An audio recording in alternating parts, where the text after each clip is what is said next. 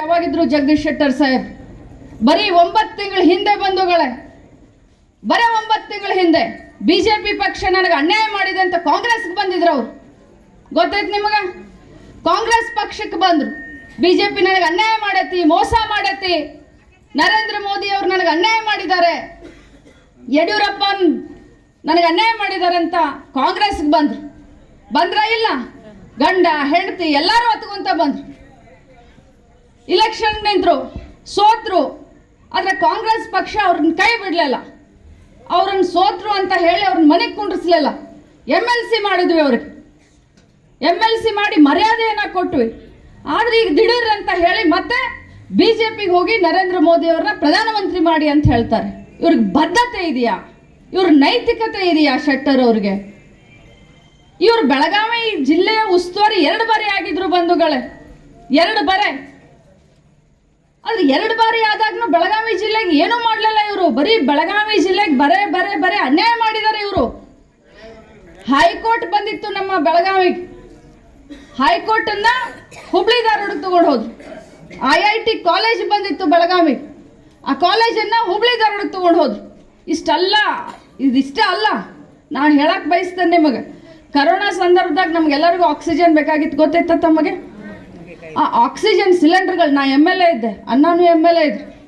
ಆ oxygen cylinder, Belagavi ಜಿಲ್ಲೆಗೆ ಬಂದಂಥ ಆಕ್ಸಿಜನ್ ಸಿಲಿಂಡರ್ಗಳನ್ನ ಹುಬ್ಳಿ ಜನರಿಗೆ ಬೇಕಂತ ಹುಬ್ಳಿಗೆ ತೆಗೆದುಕೊಂಡು ಹೋದಂಥ ಮಹಾನುಭಾವರು ಯಾರಾದರೂ ಇದ್ರೆ ಇದೇ ಜಗದೀಶ್ ಶೆಟ್ಟರ್ ಅವರು. ಅವ್ರು ಯಾವ ಮುಖ ಇಟ್ಕೊಂಡು ಇವತ್ತು ಬೆಳಗಾವಿ ಪಾರ್ಲಿಮೆಂಟ್ಗೆ ಬಂದು ಹೋಟ್ ಕೇಳ್ತಾರೆ ನನಗಂತರೂ ಅರ್ಥ ಆಗ್ತಾ ಇಲ್ಲ. ನಾವೆಲ್ಲ ಸ್ವಾಭಿಮಾನಿಗಳು. ಇವತ್ತು ನಾವು ಒಂದು ನಿರ್ಧಾರವನ್ನು ಮಾಡಬೇಕಾಗಿದೆ. ಹುಬ್ಬಳ್ಳಿಯವ್ರನ್ನ ಹುಬ್ಬಳ್ಳಿಗೆ ಕಳಿಸ್ಕೊಡ್ಬೇಕು. ಇವತ್ತು ಬೆಳಗಾವಿಯ ಮಗ, ನಮ್ಮ ಮಗ ಆದಂಥ ಮೃಣಾಲ್ ಹೆಬ್ಬಾಳ್ಕರ್ನ ನಿಮ್ಮೆಲ್ಲರ ಸೇವೆ ಮಾಡಲಿಕ್ಕೆ ಡೆಲ್ಲಿಗೆ ಕಳಿಸ್ಕೊಡ್ಬೇಕು. ಮಾಡ್ತೀರಿ? ಯಾವಾಗಿದ್ರು ಜಗದೀಶ್ ಶೆಟ್ಟರ್ ಸಾಹೇಬ್ ಬರೀ 9 ತಿಂಗಳ ಹಿಂದೆ ಬಂಧುಗಳೇ, ಬರೀ 9 ತಿಂಗಳ ಹಿಂದೆ ಬಿಜೆಪಿ ಪಕ್ಷ ನನಗೆ ಅನ್ಯಾಯ ಮಾಡಿದೆ ಅಂತ ಕಾಂಗ್ರೆಸ್ಗೆ ಬಂದಿದ್ರು. ಅವರು ಗೊತ್ತಾಯ್ತು ನಿಮಗೆ? ಕಾಂಗ್ರೆಸ್ ಪಕ್ಷಕ್ಕೆ ಬಂದ್ರು.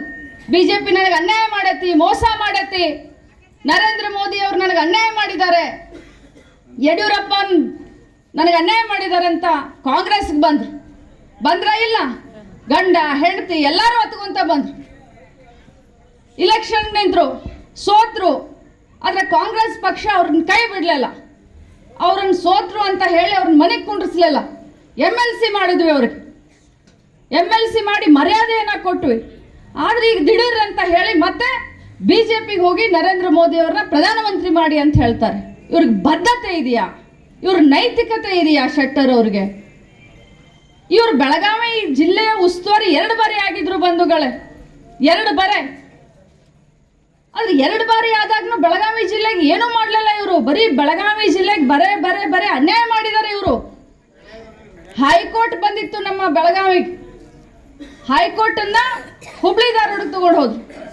IIT ಕಾಲೇಜ್ ಬಂದಿತ್ತು ಬೆಳಗಾವಿ, ಆ ಕಾಲೇಜನ್ನ ಹುಬ್ಳಿ ಧಾರವಾಡ ತಗೊಂಡು ಹೋದ್ರು. ಇದಿಷ್ಟೇ ಅಲ್ಲ, ನಾನು ಹೇಳಕ್ ಬಯಸ್ತೇನೆ ನಿಮಗೆ. ಕರೋನಾ ಸಂದರ್ಭದಾಗ ನಮ್ಗೆಲ್ಲರಿಗೂ ಆಕ್ಸಿಜನ್ ಬೇಕಾಗಿತ್ತು, ಗೊತ್ತೈತ ತಮಗೆ? ಆ ಆಕ್ಸಿಜನ್ ಸಿಲಿಂಡರ್ಗಳು, ನಾ MLA ಇದ್ದೆ, ಅಣ್ಣನೂ MLA ಇದ್ರು. ಆ ಆಕ್ಸಿಜನ್ ಸಿಲಿಂಡ್ರು, ಬೆಳಗಾವಿ ಜಿಲ್ಲೆಗೆ ಬಂದಂಥ ಆಕ್ಸಿಜನ್ ಸಿಲಿಂಡರ್ಗಳನ್ನ ಹುಬ್ಳಿ ಜನರಿಗೆ ಬೇಕಂತ ಹುಬ್ಳಿಗೆ ತೆಗೆದುಕೊಂಡು ಹೋದಂಥ ಮಹಾನುಭಾವರು ಯಾರಾದರೂ ಇದ್ರೆ ಇದೇ ಜಗದೀಶ್ ಶೆಟ್ಟರ್ ಅವರು. ಅವ್ರು ಯಾವ ಮುಖ ಇಟ್ಕೊಂಡು ಇವತ್ತು ಬೆಳಗಾವಿ ಪಾರ್ಲಿಮೆಂಟ್ಗೆ ಬಂದು ಹೋಟ್ ಕೇಳ್ತಾರೆ ನನಗಂತರೂ ಅರ್ಥ ಆಗ್ತಾ ಇಲ್ಲ. ನಾವೆಲ್ಲ ಸ್ವಾಭಿಮಾನಿಗಳು. ಇವತ್ತು ನಾವು ಒಂದು ನಿರ್ಧಾರವನ್ನು ಮಾಡಬೇಕಾಗಿದೆ. ಹುಬ್ಬಳ್ಳಿಯವ್ರನ್ನ ಹುಬ್ಬಳ್ಳಿಗೆ ಕಳಿಸ್ಕೊಡ್ಬೇಕು.